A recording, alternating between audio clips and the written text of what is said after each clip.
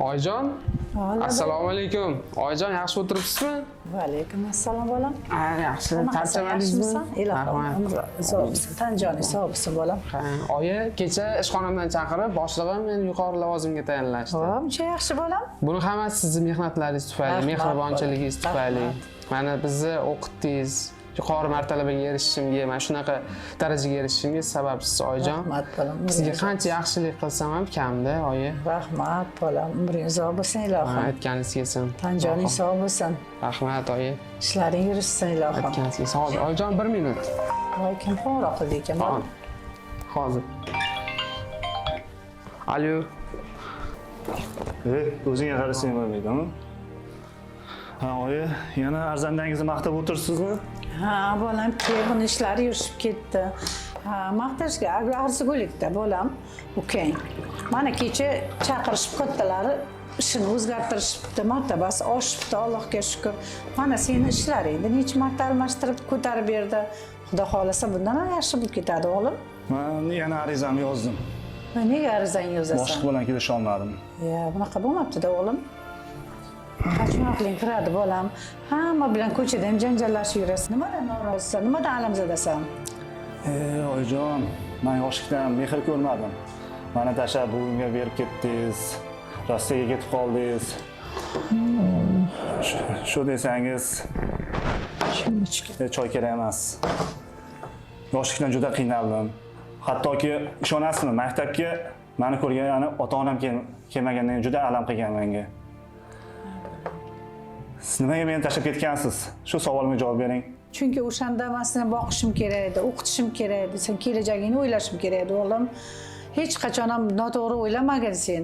O'shanda men ham yomon odamlarga qo'shilishga majbur bo'ldim. Qiyinchiliklarni ko'rdim o'shanda. O'zga yurtda ishlashda o'zi bo'lmaydi, o'g'lim. Bitta bolani boqish o'zi bo'ladi. Bilasizmi, sizni qancha izlaganman, quvsaganman mehringizni. Bolam. O'sha vaqt qayerda edingiz? O'sha vaqtda men ham shu seni boqish uchun yurganman o'zga yurtlarga, bolam. Meni kechirasan, kechir o'g'lim. Hech qachon onani kechirmagan bola yo'q dunyoda. Meni kechira olasanmi, o'g'lim? İmkanı bo'lsa kechirgin meni. Yo'q, yig'lamang. Bolajonim, imkoni bo'lsa kechir.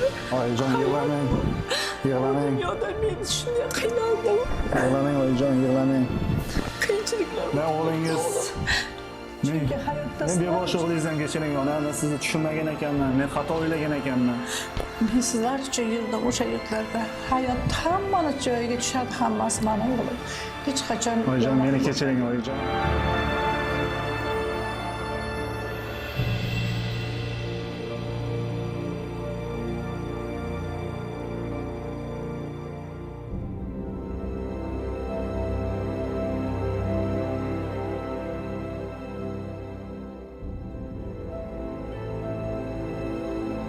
Ha, inson adashadi. Ammo insonning insonligi shundaki, u o'z xatosini anglab, to'g'ri yo'l topishga intiladi, izlanadi. Afsuski, bu xatoning izi avvalambor uning o'zida, ong ostida, keyin qolaversa yaqinlarning qalbida qolib ketadi. Eng yomoni, bu xato uning avvalambor o'ziga, ong ostiga, qalbiga ta'sir qilib, uning keyingi avlodlarga ham ta'siri yomon bo'lishi mumkin. Bu ajdodlar sindromi deyiladi. Inson o'z hayotida o'sha gunohkor, xato qilguvchi kishi o'z hayotida yaxshi ishlar qilsa, odamlarga foydasi tegsa, katta yaxshi ishlar bajarsa, balki mana shu ajdodlar sindromi bo'lmas. Azizlarim, kelinglar, har bitta qadamimizni o'ylab bosaylik. Zero bu dunyo qaytar dunyo.